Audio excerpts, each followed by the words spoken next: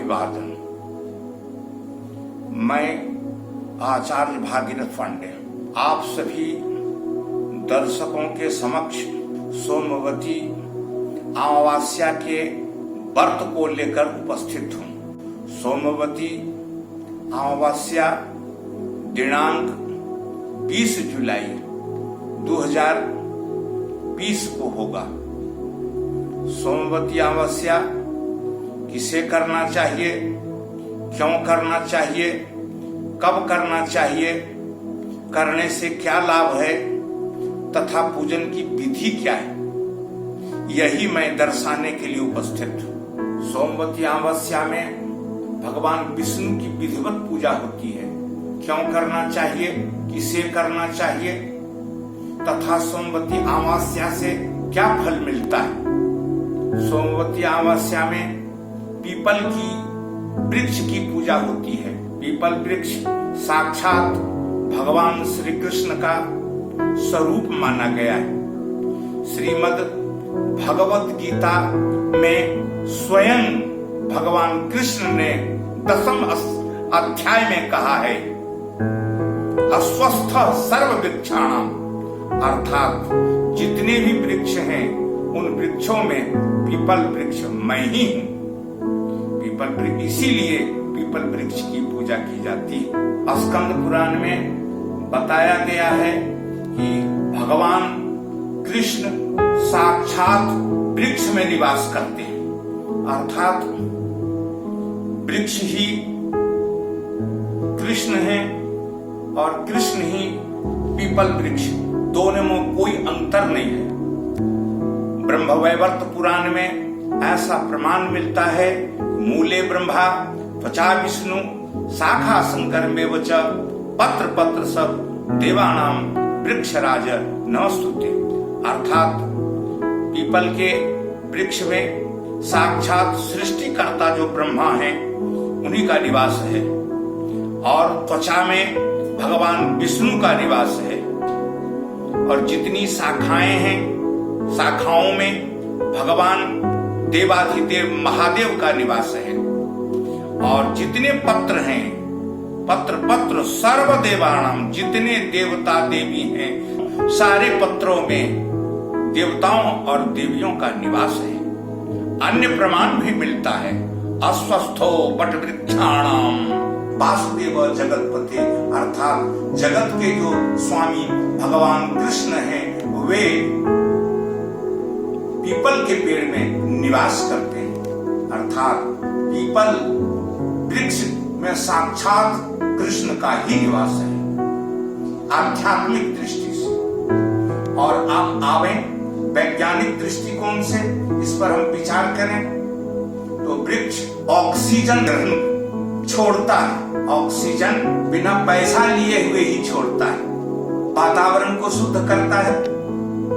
बीमार व्यक्तियों को हॉस्पिटल में जाने के बाद रुपये पैसे खर्च करने के बाद ऑक्सीजन मिलता है, वही वृक्ष हमें बिना पैसा लिए ही ऑक्सीजन देता है। वैज्ञानिक दृष्टिकोण से कितना परोपकारी वृक्ष है। अतः इसी वृक्ष की पूजा भारतीय नारी करती है अपने सारे मनोकामनाओं को सिद्ध करने के लिए और भगवान कृष्ण फल भी देते हैं। स्त्रियां अपने पति की लंबी आयु के लिए पीपल की पूजा करती है। भारतीय मान्यताओं के आधार पर 12 महीने होते हैं। एक माह में 2 पक्ष होता है। कृष्ण पक्ष को अमावस्या बोलते हैं और शुक्ल पक्ष को पूर्णिमा कहते हैं। तो जिस माह में कृष्ण पक्ष में सोमवार को अमावस्या होने से सोमवती अमावस्या कहते हैं। सोमवती अमावस्या करने से या वृक्ष के निकट जाने से सारी बीमारियां दूर हो जाती है, ऐसी मान्यता है। इस वृक्ष की पूजा के लिए कुछ सामग्रियों की आवश्यकता है, उसे पूर्व से संग्रह कर लेनी चाहिए। यथा अक्षत, रोड़ी, पान, सुपारी, अगरबत्ती, सलाय, पंचमेवा, पंचामृत, दूध, दही, घी, मधु मिलाकर बना लें। तत्पश्चात पीपर के वृक्ष के निकट जाकर के सर्वप्रथम उन्हें प्रणाम करना चाहिए। प्रणाम करने के बाद एक अष्टदल कमल नीचे बना करके उस पर कलश स्थापन कर दें। कलश स्थापन करने के बाद उस कलशे में जल प्रदान करें, दुभी दें, अम्रपल्लव डालें, हरिद्रा चूर्ण डालें। अम्रपल्लव देने के बाद पूर्ण पात्र रखें और उस पूर्ण पात्र के ऊपर में एक घी का दीपक जला दें। दीपक जलाने के बाद विधिवत वृक्षराज से प्रार्थना करें, पूजन करें।